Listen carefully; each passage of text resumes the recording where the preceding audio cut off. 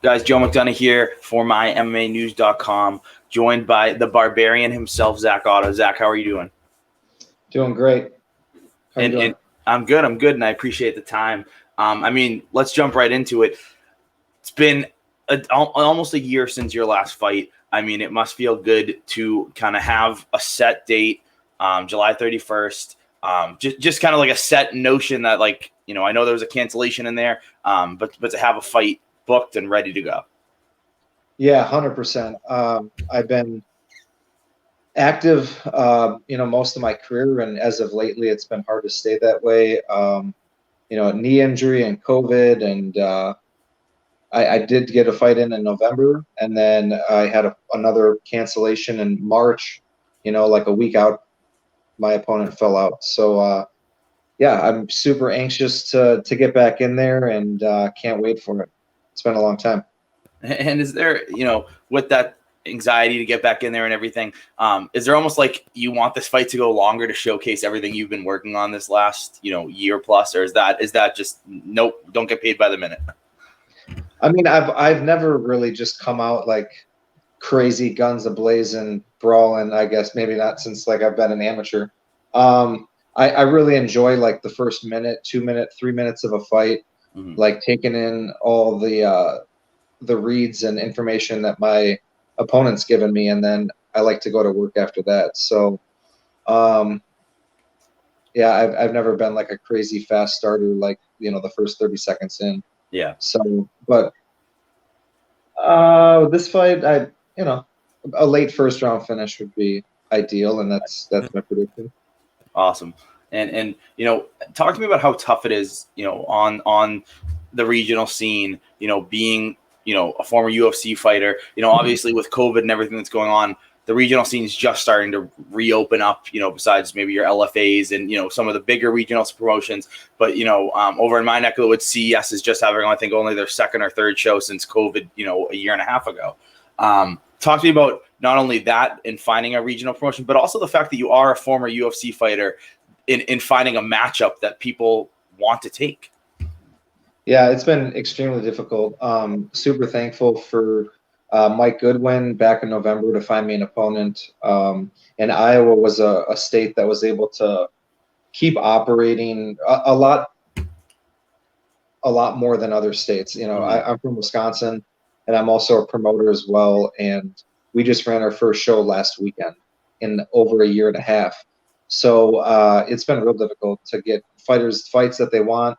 Yeah, and then like you said, it doesn't help when you have 8 UFC fights on your resume. People are kind of like, I don't know about that one, So Exactly. Yeah, really, and then with Mike Estes coming through with this one, and finding this opponent, coming all the way from Utah, my opponent is, so we're kind of meeting halfway in the middle, and yeah, super thankful to get that to happen. A lot of guys, they kind of they nitpick. I know from being a promoter too, like they bitch about like an extra $200 on their purse, and it's like, dude, like these small regional shows, it's really hard for us promoters to make money, and you never know, especially with COVID, if it's going to be a good night or a bad night. Or, you know what I mean? Like the UFC has an ESPN deal. Yeah, they're going to get paid no matter how many people understand. You know what I mean? Like a small regional show, if people just don't happen to show up that night, one thing happens. The Bucks make the playoffs here, and we don't know if we need to move our show or what. Exactly. For these guys, like, to worry, to me, it's like worrying about pennies, and I've never thought about that way on the regional level. Whatever a promoter's willing to pay is cool. They're like, oh wow, I didn't know I could get a UFC vet for that amount of money. And it's like, well, my goal is to get back there. I'll make my money when I'm there. I don't need to try to make my money on a small show. You know what I mean? So I really never worried about what my purse was on the regional level. I just care about having as many fights as I can at the higher level. Absolutely. And like you said, Cage Titans over here in Massachusetts having their first show in I think a year plus 2 years. And it's matching up with McGregor Poirier 3, and I'm sure they're not psyched that it's that matched up, but people are excited over here. So with having your own promotion and kind of being a matchmaker and all of this stuff, how much does it help with being a fighter yourself? Huge. I mean, so tell you a background story.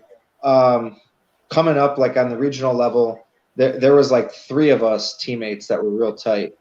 And the best one of us, which wasn't me, actually, another fighter, he like wasn't really getting fight opportunities. Mm-hmm. And me and the other person were, even though the third guy was the better fighter of all 3 of us. And we kind of figured out early on, like, promoters want good, exciting fights, but they also need their local people to sell tickets. You know what I mean? And and it kind of just, I guess I got the business point of how local MMA works a little bit better than most people do right away. Like I've heard several people, say, "Oh, I didn't really want to worry about selling tickets on this show. I just wanted to like really focus on my fight." And then all of a sudden they can't find a fight again. And it's like, well, dude, if you're the local person, you need to sell your tickets. You need to like sell your tickets and stuff, So I think early on, like it taught me that, and knowing that, hey, like if I can try to at least show that I'm hustling for a promoter and that I'm trying to get some pre-sold tickets and stuff like that, it's going to be easier for me to get fights and to get realistic, like even matchups. You know what I mean? You're not always going to just be used as the underdog to build up somebody else. Mm-hmm. So I think a lot of local fighters, like early on in their career, they don't get that right away, and you don't want to come across as like a sleazy promoter, but I mean, we're not going to run these shows to lose money. You know what I mean? So, and as the local fighter, you need to just do your part in at least trying to get the word out that, hey, friends and family, I'm fighting. You know what I mean? That kind of thing. And then you have those other, again, Cage Titans over here. Don Chianis, I was interviewing him a couple of days ago. He said, I had 300 and something people line up asking for tickets, and I have 150 tickets because of COVID that I can sell. Like there's the other side of it where, you're picking and choosing who you're bringing. So for you, what is the path back to the UFC? Get a finish here, July 31st, and then we'll see. I'll have a little bit of a win streak going here, up a weight class. I had a lot of fights at 185 before I got to the UFC. Mm-hmm.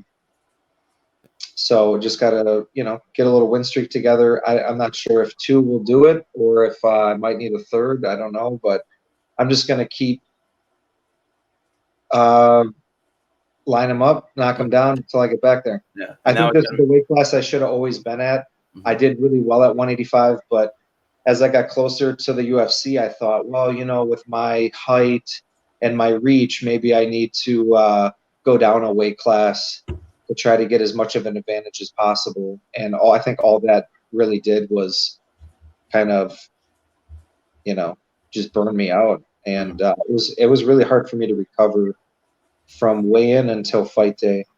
So I feel back, having my last fight,